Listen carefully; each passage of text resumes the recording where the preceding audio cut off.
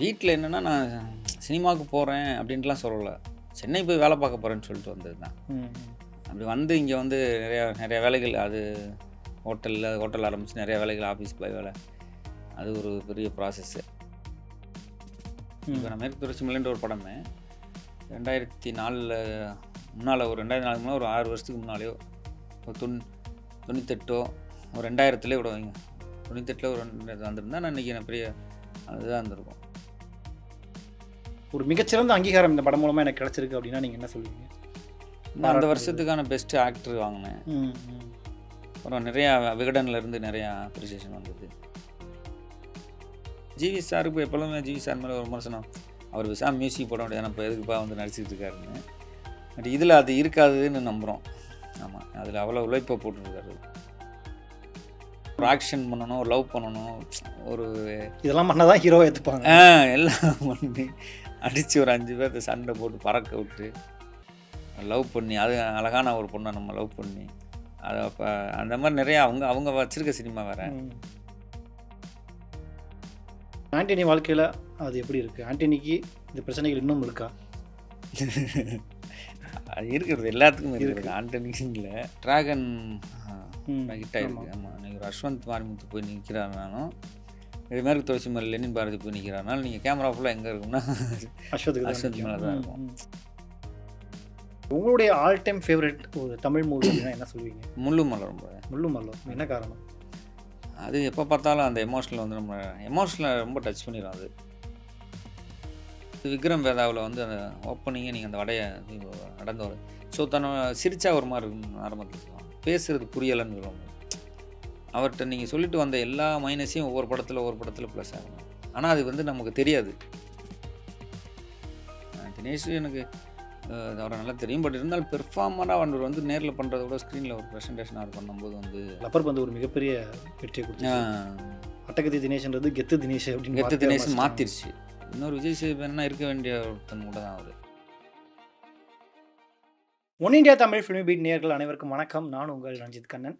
இந்த ஒரு சிறப்பான நேர்காணலில் நம்ம கூட இணைஞ்சிருக்கவர் யார் அப்படின்னு பார்த்தீங்கன்னா, தமிழ் சினிமாவில் ஒரு நல்ல பெர்ஃபார்மர் அப்படின்னு இவரை நம்ம கண்டிப்பாக சொல்லலாம். ஏன்னா இவர் தேர்ந்தெடுத்து நடிக்கிற ஒவ்வொரு கதையிலையும் இவருடைய கதாபாத்திரம் நம்ம பார்க்கும்போது கிட்டத்தட்ட நம்ம வீட்டு பக்கத்தில் இருக்கிற ஒரு பையன் நடித்தா எப்படி இருக்கும் அந்த மாதிரியான ஒரு யதார்த்தமான நடிப்பு கொடுக்கக்கூடியவர். குறிப்பாக ஒரு சில படங்களில் இவருடைய பெர்ஃபார்மன்ஸை பார்த்து எல்லாருமே பாராட்டி வியந்து கொண்டாடி இருக்காங்க.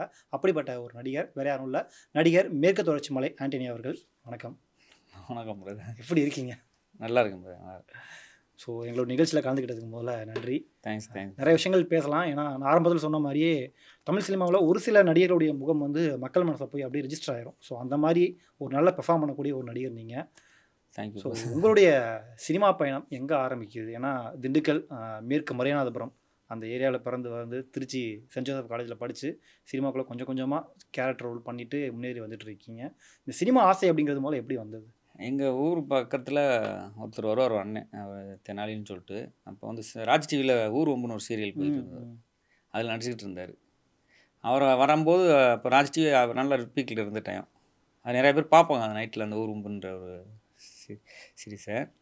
அவரை பார்க்க வரும்போது கூட்டம் அவரை சந்திக்க வருவாங்க நிறையா பேர். ஒரு நடிகர் முதல் நம்ம பார்க்கும்போது எப்படி இருக்கும் வில்லேஜ்.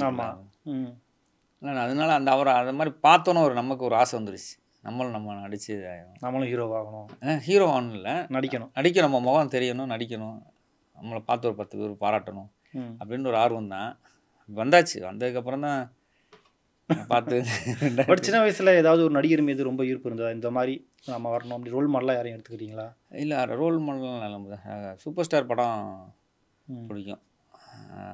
பக்கத்தில் செந்திலாண்டவர்னு ஒரு தேட்டர் இருந்தது, அது ரஜினி சார் படம் வந்துட்டால் மட்டும் கம்பல்சரி கூப்பிட்டு போய் ஆகணும். அழுது வீட்டில் சண்டை பிடிச்சி கூப்பிட்டு போயிடுவாங்க.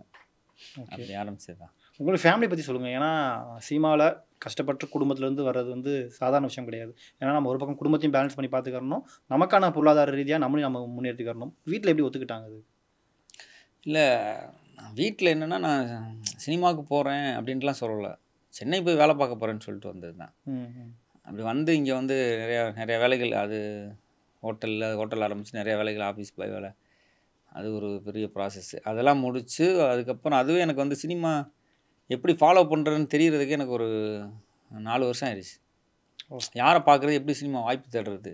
ம் ம் ம் இப்போ நமக்கு எல்லாம் சோஷியல் மீடியா இருக்குது. இன்றைக்கி இன்ஸ்டாகிராமோ ரீல்ஸோ இல்லை ஒன்று நீங்கள் பண்ணிட்டீங்கன்னா பயங்கர வைரல் ஆகி அடுத்த செகண்டே நீங்கள் கேமராமேன் நின்றுடலாம். அப்போ வரும்போது எங்கே நமக்கு தெரியாது. சென்னையில் சினிமா எங்கே இருக்குன்னு நம்ம அப்போ எல்லாத்துக்கும் தெரிஞ்சது வந்து ஏவிஎம் ஸ்டுடியோ தான்.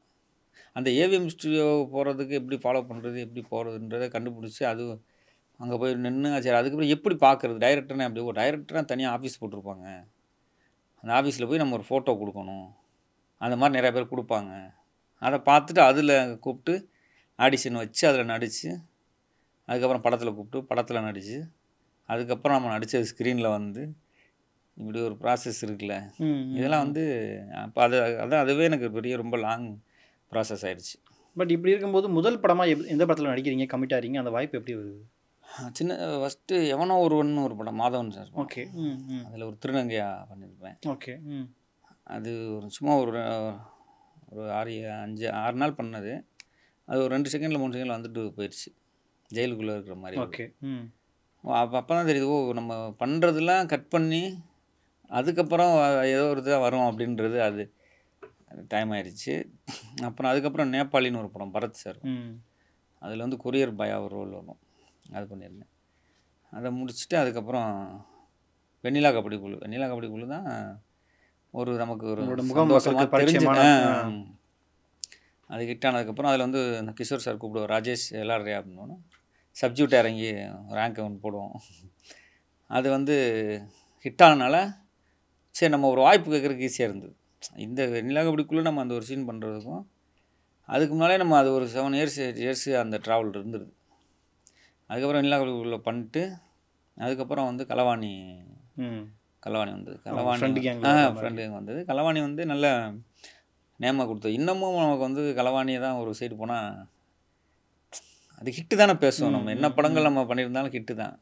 அதனால் அந்த பஞ்சாயத்து பால்ட்டாவில் கொடுத்துட்டான். அப்புறம் அந்த அறிவுலகன் இனிமேல் அவங்கள அறிவுலகன் தான் கூப்பிடுவேன். அதெல்லாம் கொஞ்சம் நல்ல ரீச் ஆனது. அதுக்கப்புறம் எனக்கு கலவாணிக்கு அப்புறமே ஹீரோட ஃப்ரெண்ட் ரோலாக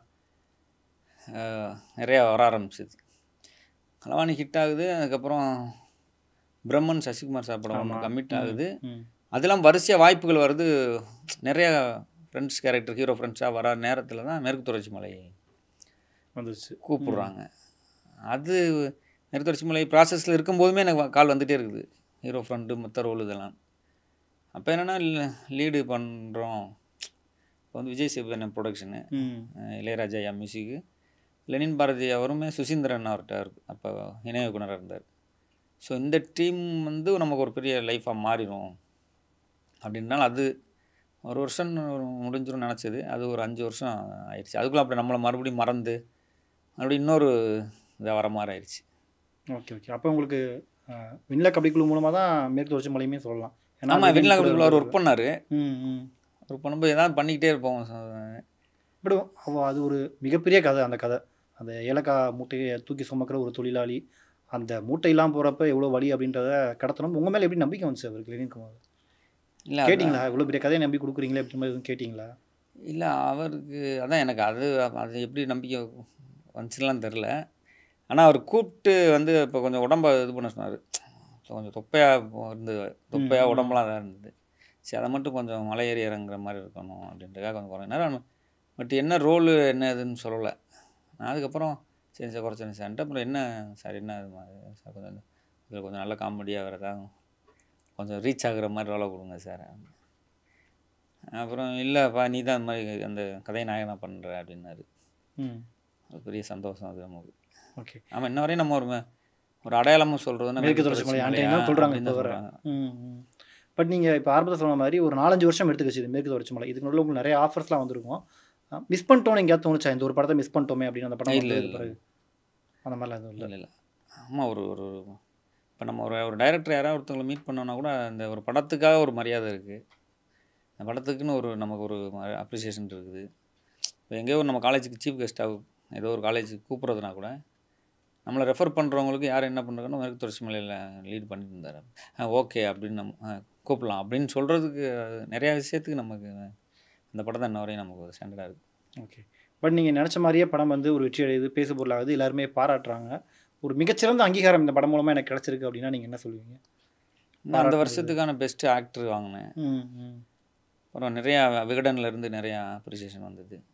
ஷைமால வந்து நாமினியில் கடைசி வரையும் டஃப் இருந்தது. நம்மளோடது கொடுக்க ஓட்டு நிறையா பண்ணிருந்தாங்கன்னு. அதுக்கப்புறம் அது அங்கே என்ன சூழல்னு தெரில. இதனால் மட்டும் அது இல்லாமல் நமக்கு மக்கள் அவங்க அங்கீகாரம் கொடுக்குறது கொடுத்துட்டாங்க. ஆமாம் அப்ராடு வெளிநாடுகள்லேருந்து எனக்கெல்லாம் அந்த நேரத்தில் வந்த இன்டர்வியூ அதில் ஒருத்தவங்க எழுதுனது அதெல்லாம் நான் வந்து அப்போ படிக்க முடியல. அதனால் கொஞ்ச நாள் கழிச்சு தான் அவங்க அடுத்து நம்ம ஃப்ரீயாக இருக்கும்போது பார்க்கும்போது இவ்வளோ பேர் எழுதியிருக்காங்க, அவ்வளோ பேர் சொல்லியிருந்தாங்க. நிறையா ஹெல்ப் என்ன வேணாலும் பண்ணுற நிறையா அவங்களோட வாழ்வியல் கனெக்ட் ஆனதுனாங்க. அப்ராடில் போய் செட்டில் ஆனவங்களுக்கு அவங்களும் அந்த அந்த தேனி மாவட்டம், கம்பம், குமுளி இந்த மலை சார்ந்து இருந்தவங்க வாழ்ந்தவங்க, பொள்ளாச்சி சைடு இருந்த மக்கள்லாம் வெளிநாட்டில் இருக்கவங்களுக்கு வந்து அவங்க லைஃப்பை திரும்பி அவங்க அப்பா தாத்தா அவங்க முன்னால் இருந்தவங்களோட இது ஃபுல்லாக கனெக்ட் ஆனது ரீகனெக்ட் பண்ணிக்கிறது. அப்படின்ற மாதிரி இருந்தது. அது ஒரு பெரிய அங்கீகாரம். Okay okay. பட் நீங்கள் ஆரம்பத்தில் வந்து சென்னைக்கு வேலை தேடி போகிறேன்னு சொல்லிட்டு வரீங்க வீட்டில். ம். ஒரு இடத்துல நீங்கள் சினிமாவில் வராது பார்த்துட்டு வீட்டில் என்ன சொன்னாங்க? இல்லை அதெல்லாம் உங்களுக்கு இதாகலை. அது ஸ்க்ரீன்லனா நம்ம என்ன அப்போ நம்ம பண்ணதெல்லாம் வந்துருப்போம். அவங்க என்ன இப்போ நடிக்கிற என்னப்பா வந்துட்டு போயிடுறாட்டக்கணும் ஒரு நல்லா இருக்கு அந்த மாதிரி தான் இருந்தது அவங்களுக்கு. பட் மேற்கு தொடர்ச்சி மலை வந்த பிறகு பார்த்தாங்களா படம் பார்த்துட்டு? மேற்கு தொடர்ச்சி மலை பார்த்துமே அவங்களுக்கு அது இன்னும் நம்ம ஒரு ப்ரொஃபஷனலாக அவங்களுக்கு என்னென்னா திருப்தி அடையல அவங்க. ஆமாம் இல்லை கமர்ஷியலாக வந்து ஒரு Okay. சினிமா பார்க்குறாங்களா, ஒரு ஆக்ஷன் பண்ணணும், ஒரு லவ் பண்ணணும், ஒரு இதெல்லாம் பண்ணால் தான் ஹீரோவை ஏற்றுப்பாங்க. எல்லாம் பண்ணி அடித்து ஒரு 5 பேர்த்த சண்டை போட்டு பறக்க விட்டு லவ் பண்ணி அது அழகான ஒரு பொண்ணை நம்ம லவ் பண்ணி அதை அப்போ அந்த மாதிரி நிறையா அவங்க வச்சிருக்க சினிமா வேறு. நம்ம நினச்சி பண்ணுற மூட்டையும் மூடி தூக்கிட்டு போயிட்டு வந்துட்டு இருக்காங்க அப்படின்ட்டாங்க.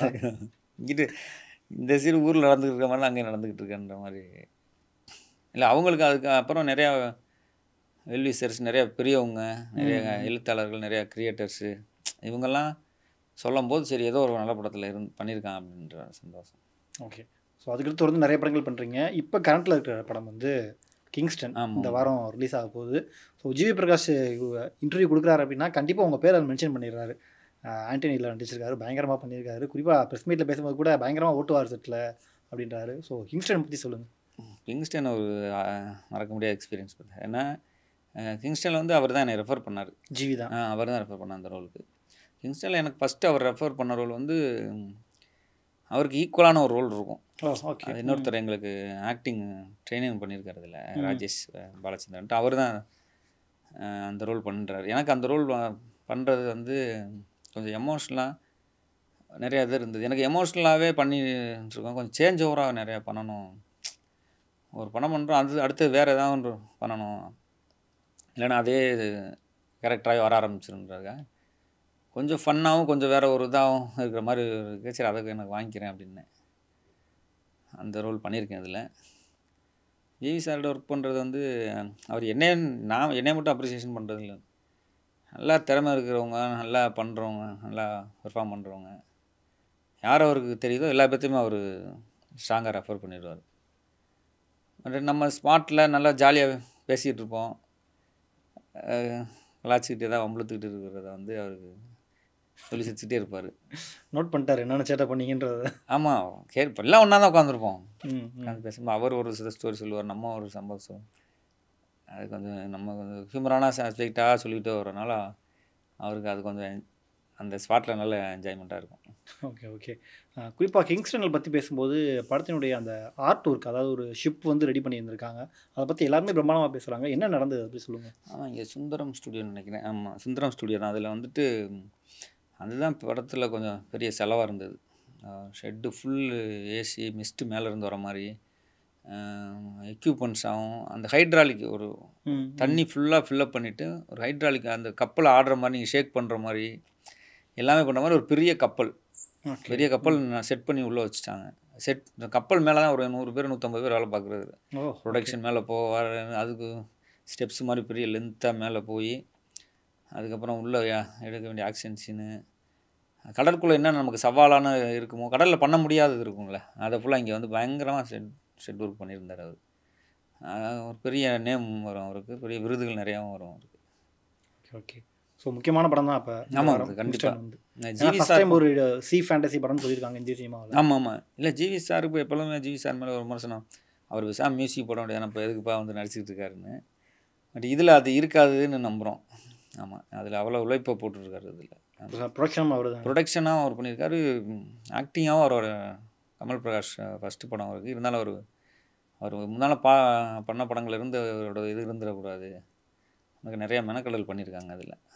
ஓகே. ஜெய் சாருக்கு ஒரு முக்கியமான படமாக இருக்கும் அந்த கேரியரில். நீங்கள் இப்போ சொன்ன மாதிரி ஏதாச்சும் ஒரு கேரக்டர் பண்ணிட்டோம் அப்படின்னா அதையே திரும்ப கூப்பிட்டுருவாங்க அப்படின்ட்டு மாற்றி ட்ரை பண்ணணும் அப்படின்ட்டு. ரைட்டரில் உங்கள் ரோலுமே கிட்டத்தட்ட ஒரு சேஞ்ச் ஓவர் பண்ணியிருப்பீங்க. அதாவது காமெடி கேரக்டராக இருந்தாலுமே ஒரு பெயினை வச்சுக்கிட்டு இருக்கக்கூடிய ஒரு காமெடியான கேரக்டர். அப்பப்போ காமெடி போட்டாலும் அதுக்கு ஒரு பெயின் இருக்கும். ஆமாங்க, அந்த ஒரு கேரக்டருக்கு அது இந்த பெயினான இது வந்து ஒரு ஹியூமராக என்ன அதிகமாக இருக்குமோ அதுக்கு ஈக்குவலாக பெயினானது இருந்தது. அந்த பெயின் அதிகமாக இருக்குது அப்படின்னு சொல்லி அதையும் கட் பண்ணிட்டாங்க. ஹியூமராக இருக்கிறது மட்டும் இருக்கட்டும் சொல்லி அதில் வச்சுருந்தாங்க. ஏன்னா அந்த ஹியூமர் வந்துட்டாலே அந்த குடியை கையில் கொடுத்துட்றாங்க, பாட்டில் சரக்கு அந்த மாதிரி.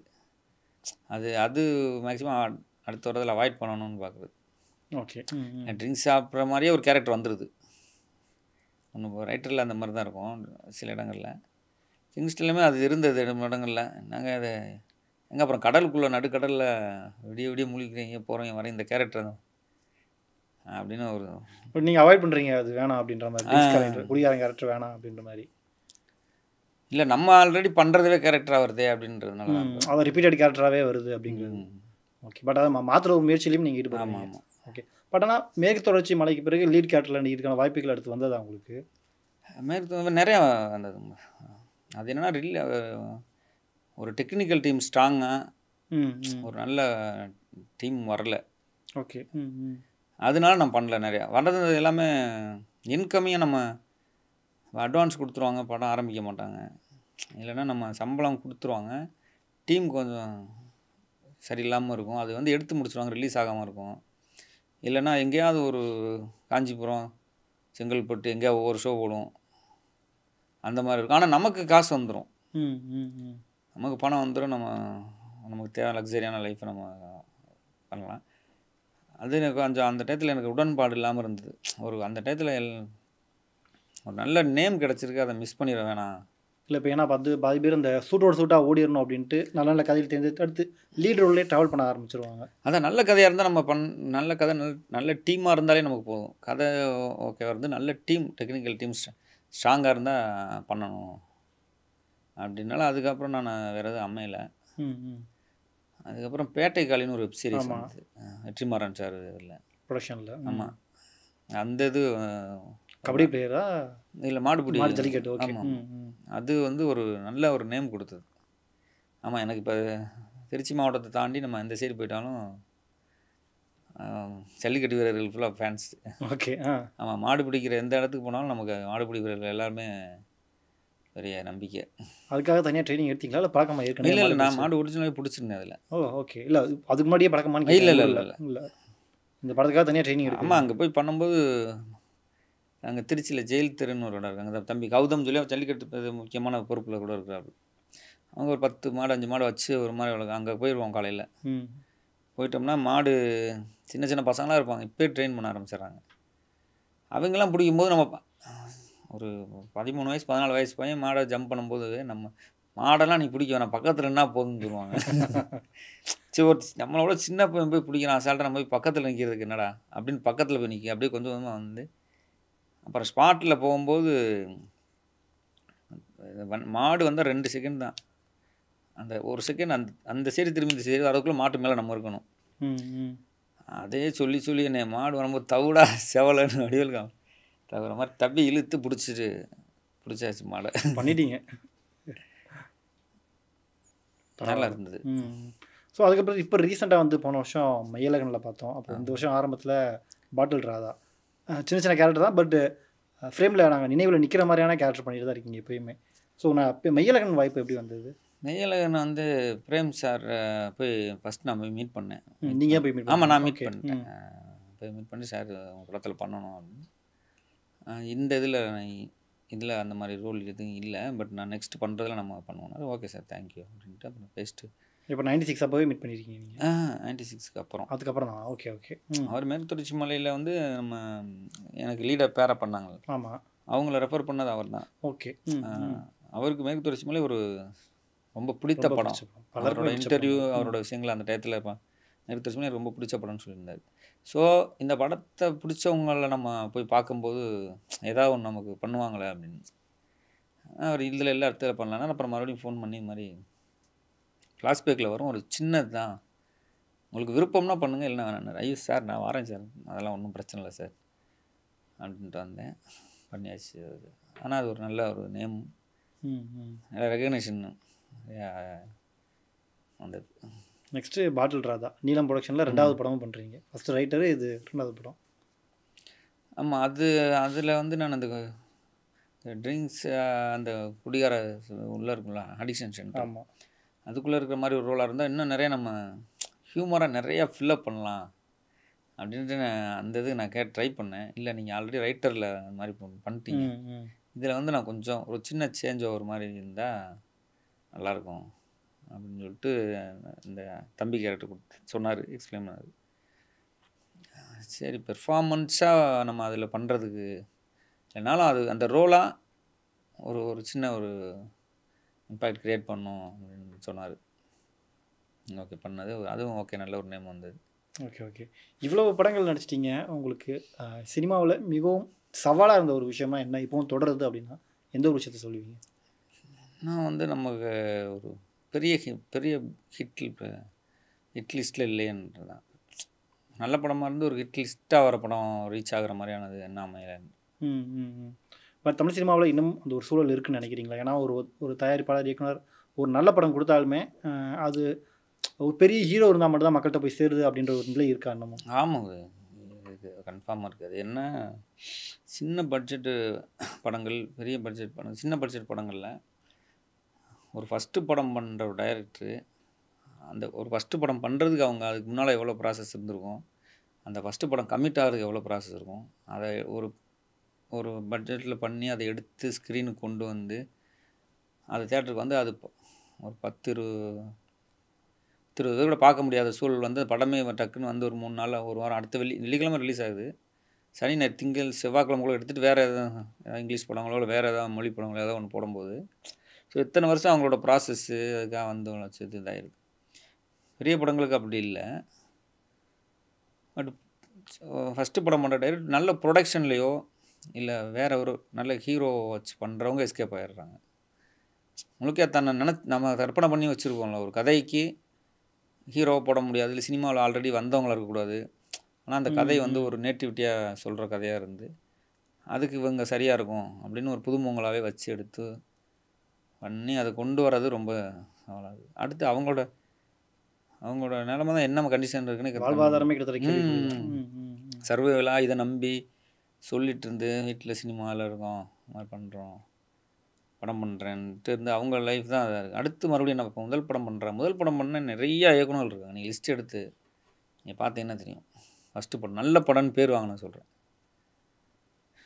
நல்ல படம் அப்படின்னு ஒரு 10-20 டைரக்ட் நீங்கள் எடுத்தீங்கன்னா அந்த அடுத்த 20 டைரக்ட்லையுமே அடுத்த 2வது படம் முன்ன வரையும் பண்ணாமல் இருந்திருப்பாங்க. ஹீரோ டேட் இல்லை, ஹீரோ கால் ஷீட் இல்லை, டேரக்டர் இருக்காங்க, ஹீரோ கால் ஷீட் கிடைக்கல. அப்போ இல்லைனா ஹீரோ கால் ஷீட் கிடச்சா அவங்க அவங்கள எப்படி பிரதிபலிச்சுக்கணும், நம்மளை எப்படி காமிச்சிக்கணும், நம்ம எப்படி இந்த ஸ்க்ரீனில் தோன்றணும் அப்படின்னு அவங்க ஒரு இது வச்சுருக்குறாங்க, ரெஸ்ட்ரிக்ஷன் மாதிரி.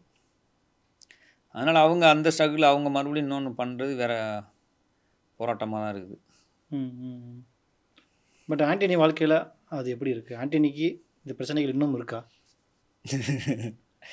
அது இருக்கிறது எல்லாத்துக்கும் இருக்குது, ஆண்டனிக்கு இல்லை. ஆமாம், இப்போ நீங்கள் ஒரு ஃபெஸ்டிவலுக்கு போகிறோம், ஒரு அவார்ட் ஃபங்க்ஷனுக்கே போகிறோம்னா ஒரு 1000-2000 கேமராவில் இருக்கிற இடங்களில் ஹிட்டு அப்படின்றவங்களாம் தான் எல்லாம் போய் ஒரே இடத்துல போய் நிற்பாங்க.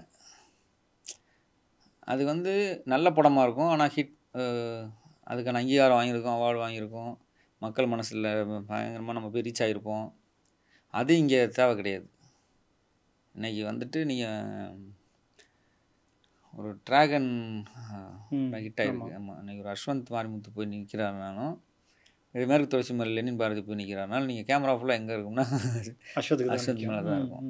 இப்போ நீங்கள் வேறு இன்னொரு படம் அந்த படத்தை ஹீரோயினாக இருக்கட்டும், இப்போ இவங்க இப்போ ட்ரெண்டிங்கில் இருக்காங்களா, அவங்க பேர் என்ன, மணிகண்டன், இல்லை அந்த ஹீரோயின் இது கைடு வந்தீங்கன்னா எல்லா பேரும் எங்கே போய் நிற்பாங்க.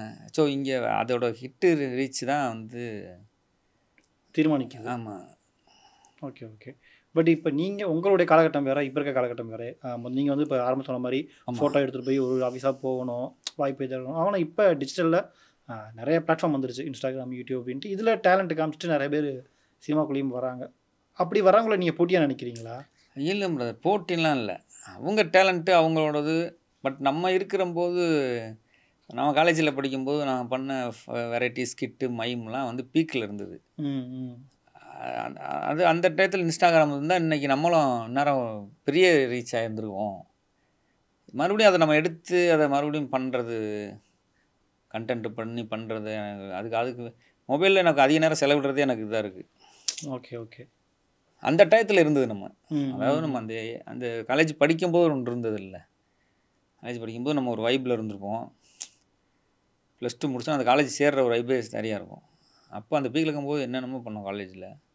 காலேஜே பேரை சொன்னால், நம்ம பேரை சொன்னால் எல்லாம் அந்த ஒரு சவுண்டு வரும் பாருங்க. ஒரு தேட்டரில் ஒரு அஜித் சாரை காமிக்கும்போது ஆமா. இன்ட்ரோவில் எப்படி வருமா, அது அது இன்ஸ்டாவில் வரவங்களுக்கு இன்றைக்கி வந்து ஒரு லைக்கு, கமெண்ட்ஸு, அவங்க ரீச்சு, அது வந்து அவங்களுக்கு இன்றைக்கி பெரிய வைப்பாக காமிக்குது. அவங்க போட்டிலாம் இல்லை. அவங்க திறமைக்கு அவங்க பண்ணுறாங்க. நம்ம தேடி பண்ணுறோம். நம்மளை தேடி வரதையும் பண்ணிட்டுருக்கோம். பட் ஒரு பக்கம் இந்த டிஜிட்டல்ல இருந்து வராங்க, நெகட்டிவ் ஃபேம் வச்சுட்டு நெறைய பேர் வராங்க. அவங்க பண்றது ரொம்பவும் ஒரிஜினலா இருக்காது. ஒரு நடிகர் பண்றதுக்கும் பாட்டுக்கும் நெறைய வித்தியாசம் இருக்கும். காமெடியா பண்ணிட்டு அது மூலமா பிரபலம் ஆகுறவங்க. சில பேர் கிளாமரா பண்ணிட்டு அது மூலமாவும் பிரபலம் ஆகுறாங்க. அவங்கள பார்க்கும்போது உங்களுக்கு உண்மையில என்ன தோணும்? எல்லா பேர்த்துக்கும் ஒரு ஆசை. இப்போ நான் எப்படி ஊரில் இருந்து இன்னொருத்தரை பார்த்து நம்ம முகம் தெரியணும்னு வந்தாலும், எல்லா பேர்த்துக்கும் அவங்கவுங்க முகம் தெரியணும், அவங்கள பாராட்டணும். ம், ம். முன்னால் வந்து ஒரு ஹீரோவை பார்த்தா தான் கூட்டம் வரும். இப்போ இன்ஸ்டாவில் இருக்கவங்க ஒரு சின்ன இது பண்ணுறவங்கள பார்த்தாலே அவ்வளோ க்ரௌட் வருது. அவங்களுக்கு ஒரு ஆசை, சரி பண்ணட்டும். பட் என்ன யாரையும் காயப்படுத்தாமையோ, இல்லை யாருக்கும் இது இல்லாமல், இல்லை அவங்களவே வேறு ஏதாவது சூழலில் வருத்திக்காமையோ, இல்லை வேறு தவறான முடிவுகள் எடுக்காமையோ, எந்த ஒரு இது டிஸ்டர்ப் இல்லாமையும் பண்ணுறது சந்தோஷம் அது. அந்த மாரி இப்போ ரீசென்ட்டா வந்தவங்க யாரையும் பார்த்து நீங்க இம்ப்ரெஸ் ஆயிருக்கீங்களா? புடிச்சிருக்கா யாராவது? இன்ஸ்டா அந்த மாதிரி. இன்ஸ்டால இருந்து டக்குன்னு பாப்புலர் ஆனவங்க யாராவது? இல்லை, ஒரு ஒரு நம்ம ஒன்று பார்த்துறதுக்குள்ளே இன்னொருத்தவங்க வந்துடுறாங்க இதில். ஆமா. ஒரு ஆள்னு சொல்ல முடியல. ம், நம்ம ம், ஒன்று ம். பார்த்துட்டு இருந்துக்கும் அடுத்த தள்ளி விட்டா இன்னும் கீழே வருவாங்க. சரி, இவங்கள சொல்லிடுவோம். அடுத்து வந்து வந்துக்கிட்டே இருக்காங்களே. ஹீரோயின்ஸே ஒரு ஹீரோயின் நம்ம பார்க்குறோம். சரி, நல்லா வந்துட்டு அடுத்தவங்க வந்துடுறாங்க. இப்படி வந்துகிட்டே இருக்காங்க. அதனால் எல்லாத்தையும் பார்த்துட்டு போயிட்டு பார்த்து தான் இருக்கு. இருக்கும். ஓகே. இப்ப ஆண்டனியோட முகம் வந்து எல்லாருக்குமே தெரிஞ்ச ஒரு ஃபேமாவான ஒரு முக்கியமான நடிகர் தான். பட் இருந்தாலும் ஆண்டனி இப்ப வந்து இயக்குனர்கள தேடி போற ஒரு நிலை இருக்கா? ஆமாம், நல்ல டைரக்டர் நம்ம இல்லை பிரதர். முன்னால் எப்படின்னா ஒரு 5 படம் 8 படம் வரும். ஞாபகம் வச்சுக்குவாங்க. இப்போ நான் மேற்கு தொடர்ச்சி மலைன்ற ஒரு படமே 2004 முன்னால், ஒரு 2004 முன்னால், ஒரு 6 வருஷத்துக்கு முன்னாலேயோ, ஒரு 98ஓ, ஒரு 2000லேயே கூட வைங்க. 98ல் ஒரு வந்திருந்தா நான் இன்றைக்கி நான் பெரிய இதுதான் இருந்திருக்கும். அதோடுக்கப்புறம் அந்த வளர்ச்சியோட சோசியல் மீடியாவோட இது வரும்போது, டைரக்டர்களே சொல்கிறேன் நான், நம்ம நடிகரை விடுங்க, நம்ம எங்கேயோ வாய்ப்பு தேடி ஏதோ ஒன்று பண்ணி ஏதோ ஒன்று சர்வேல் பண்ணிடுறோம், போயிடுது. அசிஸ்டன்ட் டைரக்டராகவோ டைரக்டராக அவங்களோட. அதனால அது பெரிய இது இல்லை. இல்லை எப்பயாவது சினிமாவுக்கு ஏன் தான் வந்தோம்னு யோசிச்சிருக்கீங்களா அந்த மாதிரி? இல்லை பிரதர், அது நம்ம பிடிச்சி வந்ததில்ல. அதெல்லாம் ஏன்னா இப்போ எத்தனை பேர் சிக்கல்கள்லாம் இருக்குல்ல, அதை பார்த்த பிறகு எப்பயாவது தோணியிருக்கா? இன்னும் எத்தனை பேர் வந்தாலும், என்ன இன்ஸ்டாவில் இருந்து இன்னும் வேறு கண்டுபிடிச்சாலும், இன்னும் டெக்னிக்கலாக என்னென்ன பீக்கில் வந்தாலும் நம்ம இயங்கிட்டு தான் இருக்க போகிறோம். ஆமாம், அது நம்ம, ஏன்னா நம்ம அவ்வளோ ஆசைப்பட்டு வந்ததில்லை. இதை விட்டுட்டு எப்படி போக முடியும்? Okay, okay. அப்படின்னு சொல்லலாம். இன்னொன்று வேறு எந்த வேலையும் தெரியாது அப்படின்னு சொல்லலாம். இல்லை இப்போ மேபி சினிமாவுக்கு வராட்டி எப்படின்னா இப்போ என்ன பண்ணிட்டு இருப்பீங்க? ரொம்ப கெஸ் பண்ண முடியுமா அவங்களால? இல்லை பிரதர், சினிமா தான் பார்த்தேன். அப்படி இல்லைன்னா டீச்சராக நம்ம சினிமா மகிழ்விக்கணும், நம்ம சந்தோஷமாக இருக்கும். அப்படி இல்லைன்னா ஸ்டூடெண்ட்ஸ் ஒரு 40 பேர் 50 பேரோட கிளாஸில் இருக்கிற சந்தோஷம், அது பயங்கரமாக இருக்கும். ஒரு வாத்தியாரா? ஆசிரியர், அந்த ஒரு ஆசிரியர்னால் ரொம்ப ஸ்ட்ரிக்டாக கடுமையாக, அது அந்தலாம் இல்லை. ஒரு என்டர்டெயினான ஆசிரியர். பிடி சார் மாதிரி. ஆமாம், ஒரு ஜாலியாக அந்த மாதிரி. Okay, okay. உங்களுடைய ஆல் டைம் ஃபேவரட் ஒரு தமிழ் மூவி அப்படின்னா என்ன சொல்லுவீங்க? மூவி முள்ளும் மலரும். முள்ளும் மலரும். என்ன காரணம்? அது எப்போ பார்த்தாலும் அந்த எமோஷனல் வந்து நம்ம எமோஷனல் ரொம்ப டச் பண்ணிடும். அது பர்சனலாக எதுவும் தாக்கத்தை ஏற்படுத்தியிருக்கா அந்த படம்? இல்லை, அதில் ஹீரோ சூப்பர் ஸ்டாரோட மாசு காளி. ஆமாம். அதுக்கப்புறம் அந்த சீனு நமக்கு எப்பொழுதுமே, அந்த பேக்ராப் மியூசிக்லையும் சரி, அந்த கேமராலும் சரி, வெண்ணிலா இடைமூர்த்தி சார்லாம் எனக்கு அதில் ரொம்ப பிடிச்ச கேரக்டர். அதுக்கப்புறம் அங்கே போய் 2 பேரும் நின்றுட்டு எல்லா கேரக்டருமே அதில் நீங்கள் இங்கிலீஷோட ஒய்ஃபாக வரவங்க, தங்கச்சி வள்ளி, சரத்பாபு சார், இது ஒவ்வொரு கேரக்டரும் அவங்க காமிச்சதும் அது எல்லாமே அதில் பியூட்டிஃபுல்லாக இருக்கும். அது வந்து தங்கச்சி வந்து நின்றுட்டு போகும்போது ஒன்று இருக்கும், இப்போ சார் அப்படின்னு சொல்லுவார், அது மாதிரி சார் இப்போ போதுமா என் தங்கச்சி வந்து உங்கள் எல்லாத்தையும் வேண்டான்னு சொல்லி தூக்கி போட்டு வந்து நின்ட்டா இந்த இதோட சொல்லிட்டு அப்புறம் சொல்லுவார், அந்த தங்கச்சியை மனம் முடிக்க உங்களுக்கு சம்மதம் சார் சொல்லி முடிச்சோன்னா ஒரு மியூசிக் பேக்ராப்பில் வரும். அழுகிறதெல்லாம் நமக்கு அது அந்த மாதிரி நம்ம ட்ரை பண்ணாலும் அது அப்படி வாங்கியிருப்பாங்க. அந்த சூழல் அப்படி அமைஞ்சுதா இல்லை அப்படி வாங்கினார வேலை வாங்கினாருன்னு தெரியல. கேமரா ரோலிங் ஆக்ஷன் சொல்லிட்டு வந்து காஸ்டியூமை கொடுங்க, அவர் மாற்றுங்க சார், வர சொல்லுங்கள், சீக்கிரம் வர சொல்லுங்கள், வாங்க அவங்க ரெடி ஆகிட்டாங்களா, வந்துடுறீங்க மேடம், வாங்க உட்காருங்க, 2 பேர் பேசுங்க, அந்த சீனை சொல்லிட்டீங்களா, சொல்லியாச்சு சார், வரீங்க உட்காருறீங்க, அவங்க வந்து இதாக இறந்துட்டாங்க ஆக்சிடெண்ட்டில், 2 பேரும் அழுங்க அப்படின்னு. அப்படி இல்லை, அது வந்து நீங்கள் ஒரு டைரக்டரோட நம்ம ட்ராவல் பண்ணுற மாதிரிங்க. ஒரு டைரக்டரோட நம்ம ட்ராவல் பண்ணுறதுலேருந்து இருக்குது.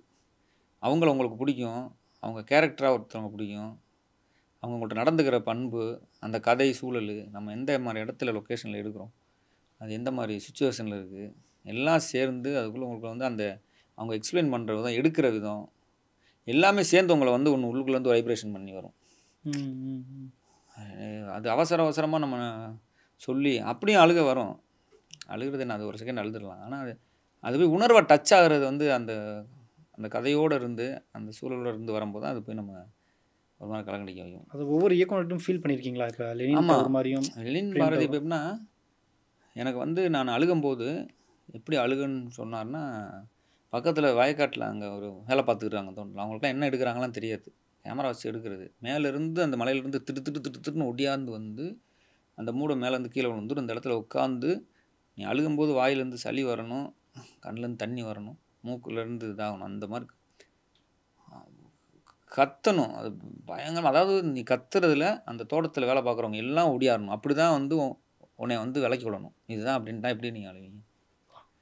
இப்போ நீங்கள் ஜூனியர் ஆர்டிஸ்ட்டை வச்சு 5 பேர் சுற்றி நில்லுங்க, அவர் அழுவார், மூட விழுந்துச்சு அழுவார், நீங்கள் வந்து கைப்பிடிச்சப்பா அழுகா, அப்போ என்ன பாச்சுன்னு கேளுங்க, இப்படி சொல்லியிருந்தா பரவாயில்ல.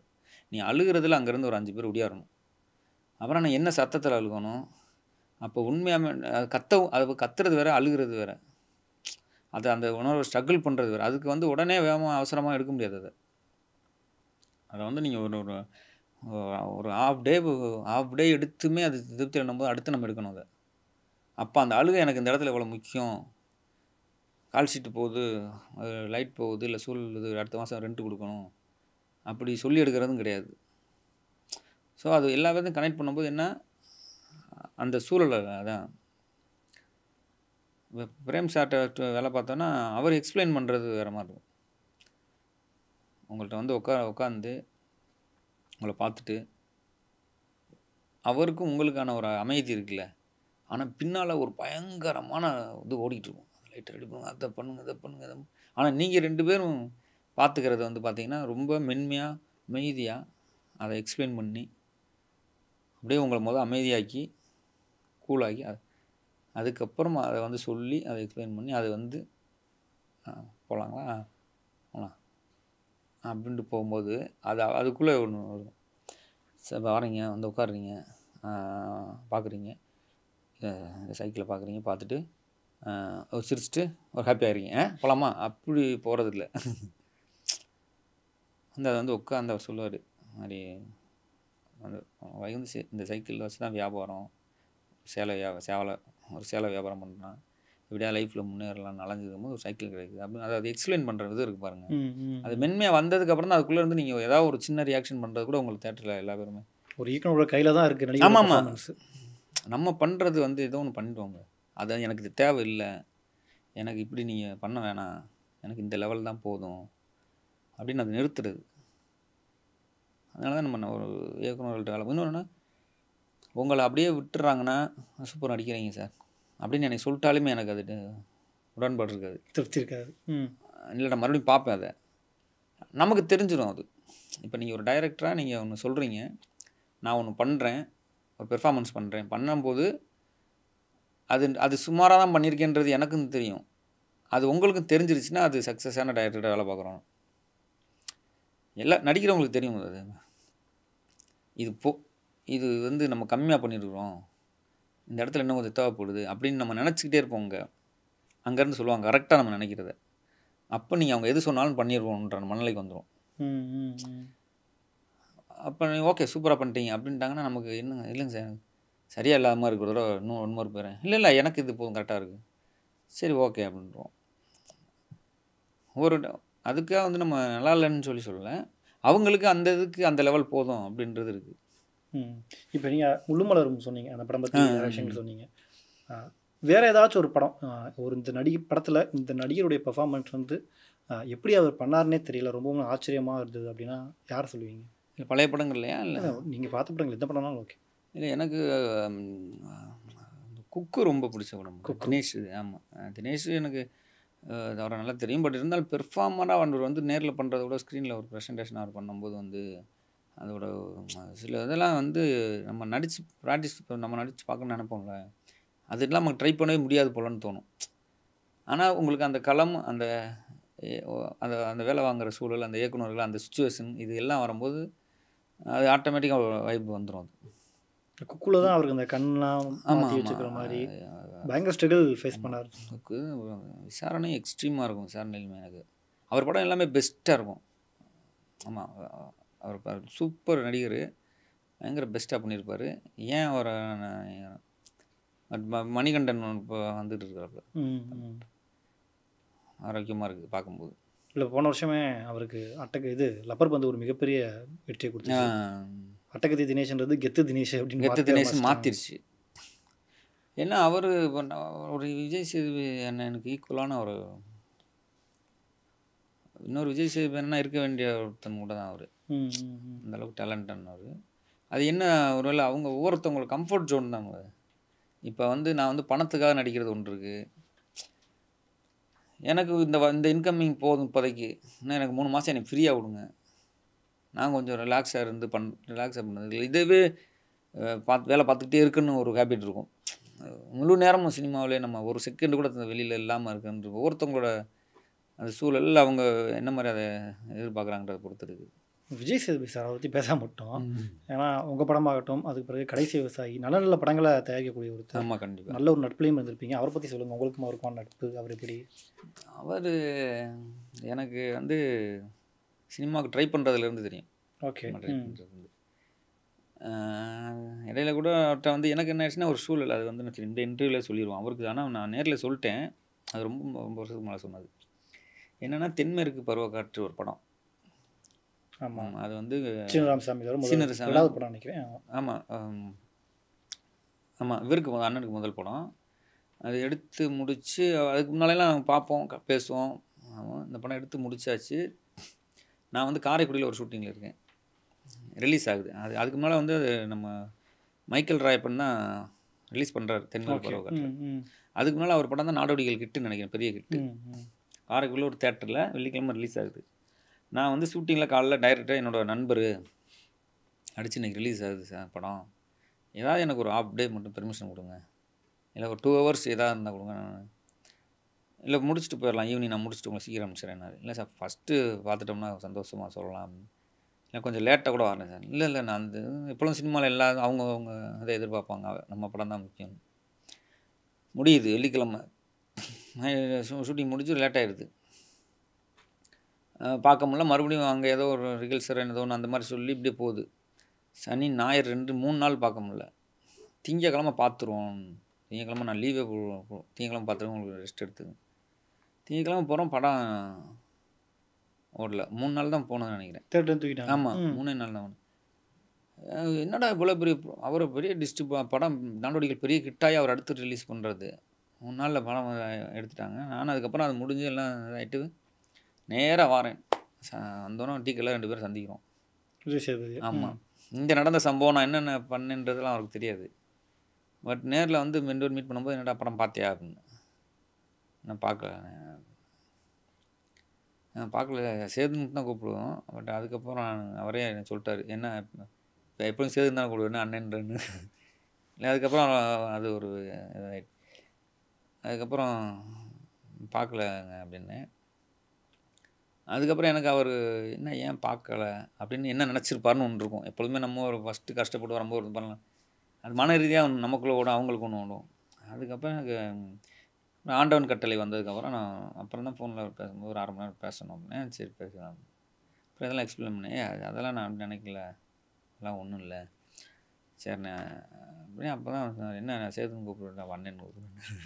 இல்லை இல்லை அப்படின்னா அப்புறம் அப்படியே என்ன நம்ம ஏதாவது நம்ம மேலே அக்கறையாக சொல்கிறவங்க தான் அதில். சில நேரத்தில் வந்து யாரையாவது நம்ம தவறாக பேசுகிறதோ குறைச்சி பேசுகிறதோ அந்த மாதிரி பேச வேணாம்.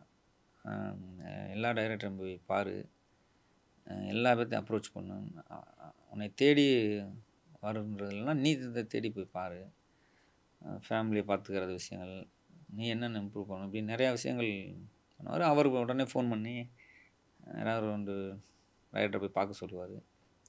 அதில் அவர் பார்க்க சொல்கிறான்னு தாண்டி நம்ம அவங்க கூட வேலை பார்க்க விருப்பமாக இருக்குமான்றது ஒன்று இருக்கும். இப்படி சிலதை வேணான்னு சொல்லிட்டோம். அப்படியே இருக்கீங்க. ஆமாம் ஆமாம், போய் பார்த்தா பார்த்துறோம், நேரில் போய் பார்க்க போய் ஃபோன் பண்ணால் டக்குன்னு போய் பார்த்துருப்போம். அவருடைய வளர்ச்சி நீங்கள் கெஸ் பண்ணீங்களா? அப்போ உயரத்துக்கு அவர் வருவார், பாலிவுட் ரேஞ்சுக்கு போவார்னு. இல்லை அது அப்படி தெரிஞ்சிருந்தா எல்லாருமே சினிமாவில் தான் எல்லாம். அது அவருக்கு அவர் அதுக்கப்புறம் இங்கே நிறையா கடந்து வந்த பாதைகள் நிறையா இருக்குது. ஆமாம், அவரோட கேரியரில் நீங்கள் பார்த்தீங்கன்னா தன்னோட மைனஸ் எல்லாம் அவர் இன்டர்வியூவோட கேட்டிருந்தாங்க.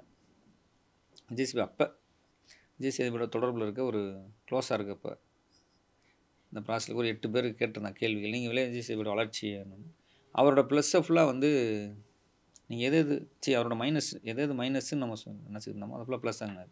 இப்போ மைனஸ்னால் நான் எப்படின்னா, அவர் முன்னால் ஆரம்பத்தில் சேவிங் பண்ணிகிட்டு இருந்தால் ரொம்ப கேவலமாக இருக்குது அப்படிலாம் கலாச்சிருக்காங்க, ட்ரை பண்ணுற டயத்தில் சொல்கிறேன். ஆனால் நீங்கள் பார்த்தீங்கன்னா நானும் ரவுடி தான் பார்த்தீங்கன்னா அதில் பண்ணியிருப்பார், ஈஸியாக எடுத்து தான் வச்சுருப்பார். ஆமாம், அவர் நடை ஒரு மாதிரி இருக்குன்னு சொல்லுவாங்க. அவரை நடந்து வரும்போது அப்போ சொல்கிறேன், நான் ரிஜெக்ட் பண்ணதெல்லாம் நடந்து வரும்போது ஆடிஷனில் போகும்போது நடந்து வரும்போது ஒரு மாதிரி நடந்து வரேன். அதை வந்து விக்ரம் வேதாவில் வந்து அந்த ஓப்பனிங்கே நீங்கள் அந்த வடையை நடந்து வர ஸோ சிரிச்சா ஒரு மாதிரி இருக்குன்னு ஆரம்பத்தில் சொல்லுவாங்க. பேசுகிறது புரியலைன்னு சொல்லும்போது அவர்கிட்ட நீங்கள் சொல்லிட்டு வந்த எல்லா மைனஸையும் ஒவ்வொரு படத்தில் ப்ளஸ் ஆகணும். ஆனால் அது வந்து நமக்கு தெரியாது. இப்போ நீங்கள் ஒரு உடம்பு குண்டாக இருந்து டக்குன்னு 6 பேக் வச்சிங்கன்னா பயங்கரமாக கஷ்டப்பட்டுருக்காருன்னு தெரியும் இல்லையா? ஆனால் சின்ன சின்ன வேலைகள் நுணுக்கமாக பார்த்துருப்பாங்க, அது நமக்கு தெரியாது.